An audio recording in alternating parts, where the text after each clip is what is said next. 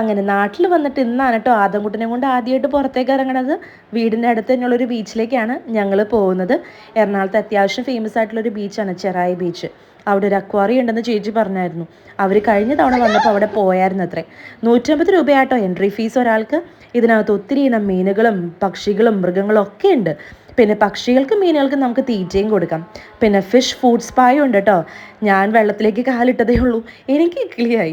അമ്മ ഒത്തിരി നേരം വെള്ളത്തിൽ കാലിട്ടിരുന്നു കേട്ടോ. അമ്മയ്ക്ക് അത് ഭയങ്കരമായിട്ട് ഇഷ്ടപ്പെട്ടു. രക്തോട്ടത്തിനൊക്കെ ഇത് ഒത്തിരി നല്ലതാണെന്നാണ് അമ്മ പറയണത്. എനിക്കിതിനെ പറ്റി യാതൊരു ഐഡിയ ഇല്ല. പിന്നെ എക്സ്ട്രാ ചാർജസ് കൊടുക്കുവാണെങ്കിൽ പലതരം പാമ്പിനെ കഴുത്തിലിടുകയും ചെയ്യാം. പൈസ കൊടുത്ത് പാമ്പടി വാങ്ങണമെന്ന് അമ്മ പറഞ്ഞുകൊണ്ട് ആ സാഹസത്തിന് ഞാൻ നിന്നില്ല. എന്തായാലും ആദംകുട്ടിന് ഭയങ്കര ഇഷ്ടമായിട്ടോ.